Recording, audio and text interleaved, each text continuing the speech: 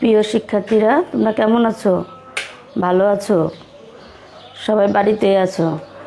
আমাদের সরকার আমাদের পরবর্তী ক্লাসে ওঠার জন্য কিছু অ্যাসাইনমেন্টের ব্যবস্থা করেছে, তাই না? তোমরা কি নিয়মিত অ্যাসাইনমেন্টগুলো করছো? বা নিয়মিত সুন্দর করে অ্যাসাইনমেন্টগুলো করে স্কুলে জমা দিবে। অবশ্যই যে মূল্যায়ন নির্দেশিকাগুলো দেওয়া থাকবে ওইগুলো যেন তোমাদের অ্যাসাইনমেন্টের মধ্যে থাকে। আর পরবর্তী ক্লাসে এই শিখন বলগুলো যাচাই করার জন্য তোমরা একটু পড়াশোনা করে তারপরে অ্যাসাইনমেন্টগুলো লিখে সুন্দর করে লিখে জমা দিবে। আচ্ছা, তোমাদের এই সপ্তাহে বিজ্ঞান বিষয়ের একটা অ্যাসাইনমেন্ট আছে। এই অ্যাসাইনমেন্টের উপর আমরা আজকে কিছু আলোচনা করব। দেখো,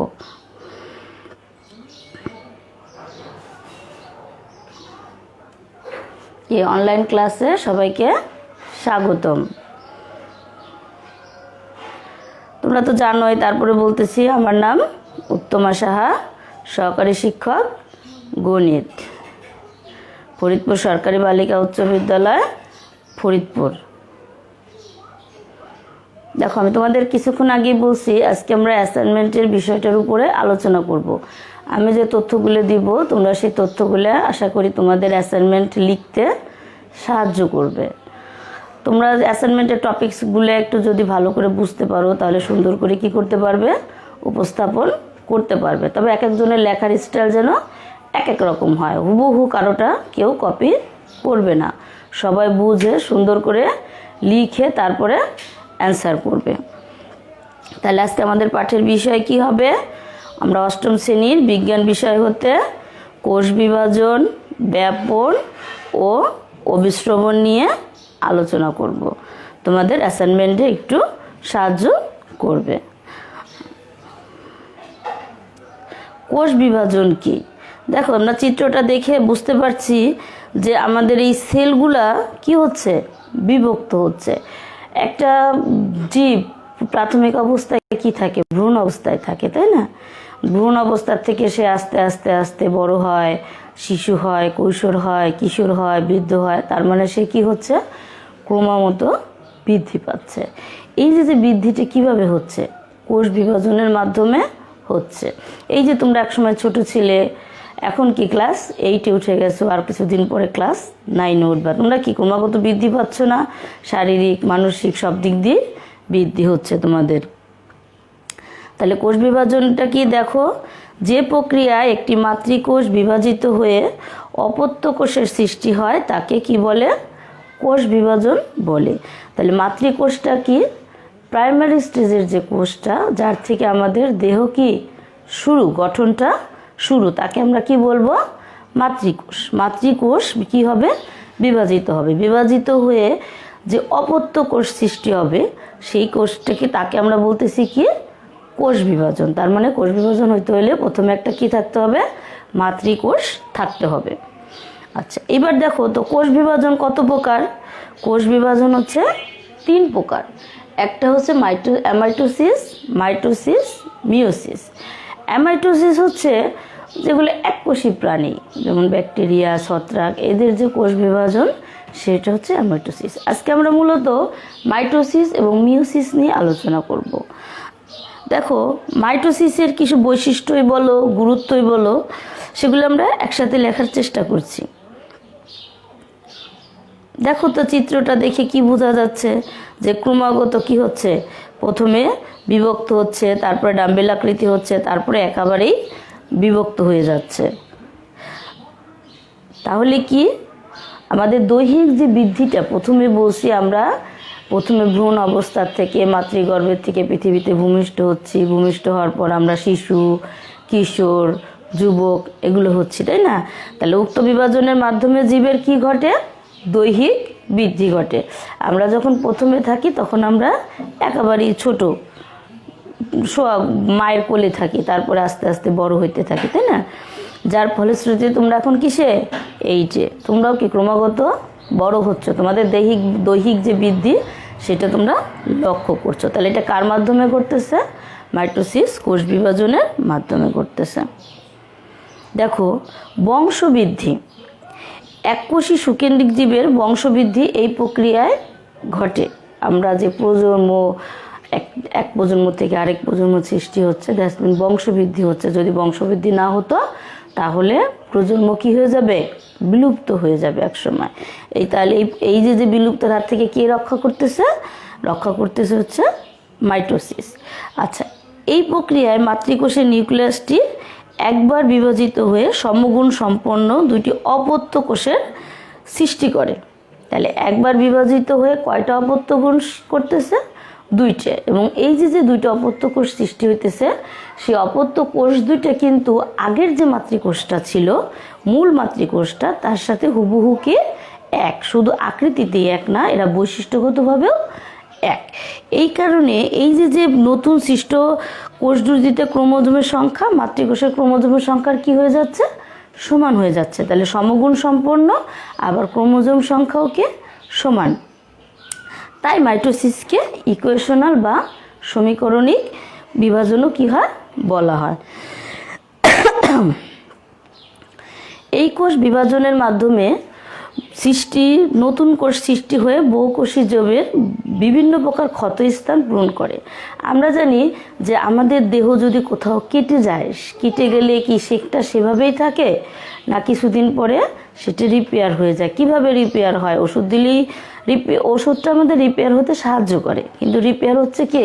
আমাদের দেহে যে নতুন কোষ সৃষ্টি হচ্ছে, এই নতুন কোষ সৃষ্টি হয়ে আমরা আঘাত পেলে বা যে কোনো কারণে আমাদের যদি কোথাও ক্ষতর সৃষ্টি হয়, সেগুলো কি হচ্ছে? এই মাইটোসিস প্রক্রিয়ায় কোষ তৈরি করে আমাদের সেই ক্ষতস্থানটা কি করে দিচ্ছে?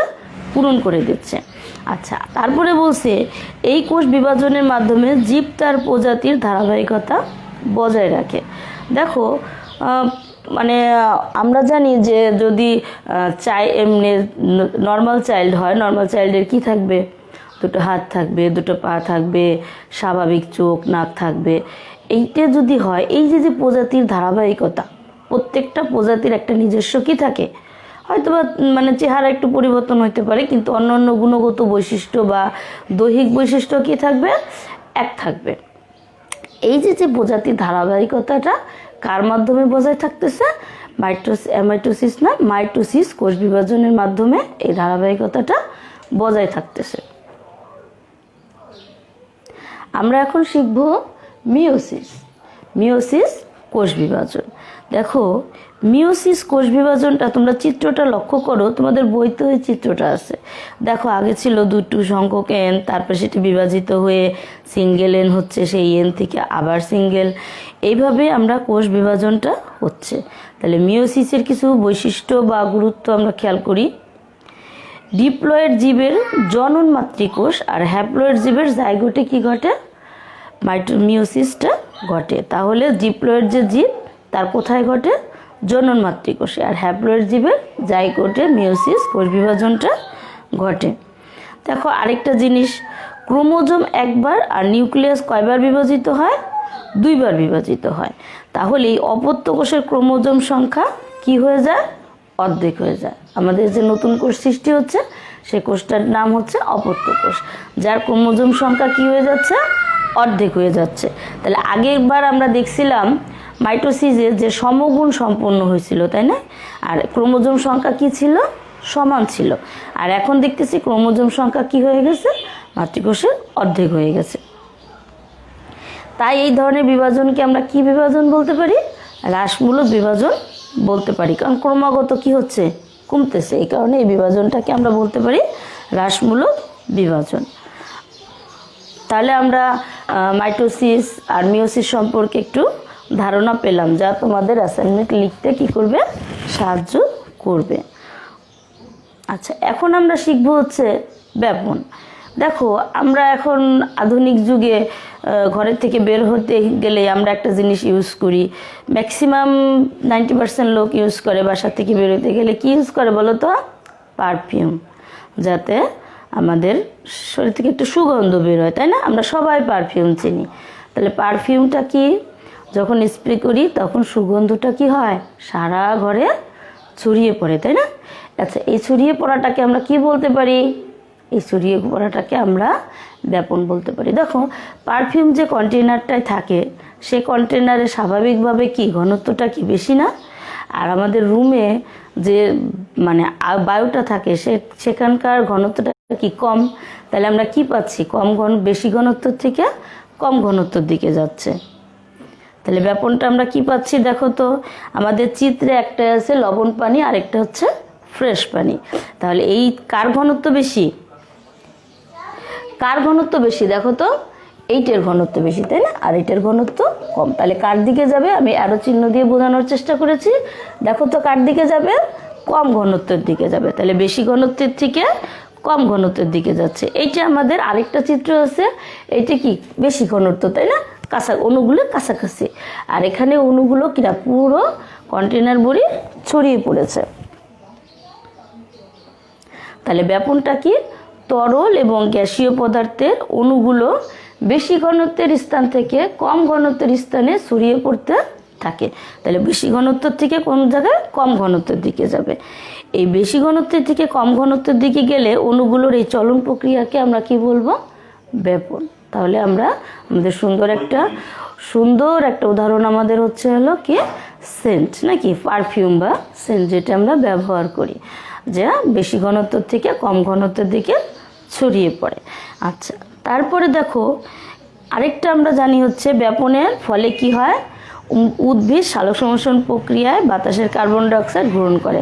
আমরা জানি উদ্ভিদ কোন প্রক্রিয়ায় খাদ্য তৈরি করে, উদ্ভিদ হচ্ছে সালোক সংশ্লেষণ প্রক্রিয়ায় খাদ্য তৈরি করে। এই খাদ্য তৈরি করতে তার কি কি লাগে, কার্বন ডাই অক্সাইড। এই কার্বন ডাই অক্সাইডটা সে কোথা থেকে গ্রহণ করে, বাতাস থেকে। তাহলে কে তাকে বাতাস থেকে কার্বন ডাই অক্সাইড গ্রহণ করতে সাহায্য করে, কি ব্যাপন প্রক্রিয়ায় সে বাতাস থেকে কার্বন ডাই অক্সাইড গ্রহণ করে। আর আমরা যার বিনিময়ে বেঁচে আছি কি অক্সিজেন তাই না, সে অক্সিজেনটাও কি করতেছে, সে ত্যাগ করতেছে। তাহলে ব্যাপনের গুরুত্ব কি অনেক। সে যদি অক্সিজেনটা ত্যাগ না করতো, মানে উদ্ভিদ এই ব্যাপন প্রক্রিয়ায় যদি অক্সিজেনটা ত্যাগ না করতো, তাহলে এই জীবজগৎ কি হতো না, বাঁচতে পারতো না। ব্যাপন ক্রিয়ার দ্বারা কোষে কি হয়, আমাদের যে জীবকোষগুলো অক্সিজেন কি হয় প্রবেশ করে, আর কার্বন ডাই অক্সাইডটা কি করে দিচ্ছে, বের করে দিচ্ছে। দেখো অবিশ্রবণ আমরা ব্যাপনের ঠিক উল্টা। আমরা সবাই কিশমিশ চিনি তাই না, কিশমিশ যদি আমরা পানিতে ভিজাই রাখি তাহলে কি হয়, কিশমিশগুলা ফুলে ওঠে। আচ্ছা তোমরা বলো তো কিশমিশের ভিতরে ঘনত্ব বেশি না পানিতে ঘনত্ব বেশি? অবশ্যই কিশমিশের ভিতরে ঘনত্ব বেশি। এটা কিন্তু কখনোই ট্রান্সফার হবে না।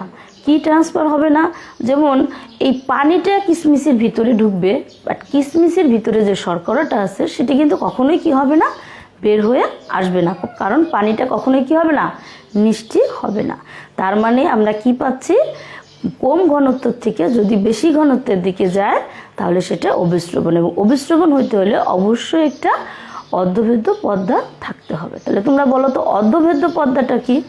অর্ধভেদ্য পর্দাটা হচ্ছে সেই পর্দা যেখানে দ্রাবক অনুপ্রবেশ করতে পারবে, বাট দ্রাবক কি করতে পারবে না, প্রবেশ করতে পারবে না। পানি হচ্ছে একটি উদ্দিষ্ট দ্রাবক।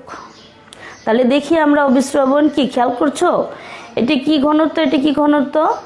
আমরা জানি যে, খেয়াল করো সংজ্ঞাটা, যে প্রক্রিয়ায় একই পদার্থের কম ঘনত্ব এবং বেশি ঘনত্বে দুটি দ্রবণ কি পর্দা দ্বারা, অর্ধভেদ্য পর্দা দ্বারা পৃথক হলে দ্রাবকের অণুগুলো কম ঘনত্বের স্থান থেকে বেশি ঘনত্বের স্থান থেকে, তাহলে পানিটা কি কম ঘনত্ব, আর আমাদের যে কিশমিশের ভিতরে শর্করাটা ওখানে বেশি ঘনত্ব, তাহলে কম ঘনত্ব থেকে বেশি ঘনত্বের দিকে যাচ্ছে। এই জন্য একে আমরা বলবো কি অবিশ্রবণ। অবিশ্রবণ এই যে উদ্ভিদের গাছের গোড়ায় যে আমরা সার দেই, উদ্ভিদ কি সরাসরি সেই সার গ্রহণ করতে পারে? সরাসরি সেই সার গ্রহণ করতে পারে না। এর জন্য তার একটা প্রক্রিয়ার সে সাহায্য গ্রহণ করে। সেই প্রক্রিয়াটার নাম কি? সেই প্রক্রিয়াটার নাম হচ্ছে অবিশ্রবণ। এই যে ব্যাপনের মাধ্যমে আমরা জানি প্রশোধনের মাধ্যমে পানি বাষ্পাকারে বের হয়ে যায়, তখন একটা কি হয়, পানির স্বল্পতা সৃষ্টি হয়। সে ক্রমাগত পাশের অণুকে চাপ দেয়, তার কাছ থেকে পানি নেয়, সেখানে পানি কমে যায়। এইভাবে ক্রমাগত পানি কমতে কমতে একসময় সে কোষে মানে মূল ডোমে যে পৌঁছায়, তখন মূল ডোম কী করে, কৌশিক নালিকার মাধ্যমে ওই আমাদের যে মাটির থেকে কি শুষে নেয়, সারটা শুষে নিয়ে গাছ তার প্রয়োজনীয় পুষ্টি গ্রহণ করে। কোষের মধ্যে বিভিন্ন জৈব রাসায়নিক প্রক্রিয়াগুলো সচল রাখার জন্য কি দরকার হয়? এর ভূমিকা, অবিশ্রবণের ভূমিকা, আমাদের যে প্রক্রিয়াটা ক্রমাগত মূল্যমের সাহায্যে যদি তোমার পুষ্টিটা পাতায় না যায়, তাহলে পাতা খাদ্য তৈরি করতে পারবে না, পুষ্টি তার প্রয়োজনীয় খাদ্য পাবে না, গাছ তার প্রয়োজনীয় পুষ্টি পাবে না, তাহলে গাছ কি সফল হতে পারবে? পারবে না। তাহলে এই আরেকটা কথা, গাছ কি হয়ে থাকে? সোজা হয়ে থাকে, তুলনামূলক সোজা হয়ে থাকে। তাহলে কাণ্ড আর পাতাকে সতেজ এবং খাড়া রাখতে কে সাহায্য করে?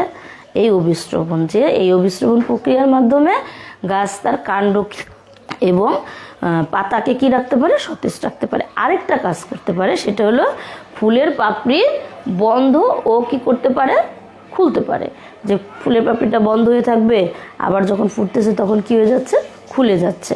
তাহলে আমরা আজকে মাইটোসিস, মিওসিস, ব্যাপন এবং অভিস্রবণ সম্পর্কে তোমাদের একটু ধারণা দেওয়ার চেষ্টা করলাম। আশা করি তোমাদের এই ধারণা থেকে তোমরা অ্যাসাইনমেন্ট সুন্দর করে লিখতে পারবে। সবাইকে ধন্যবাদ।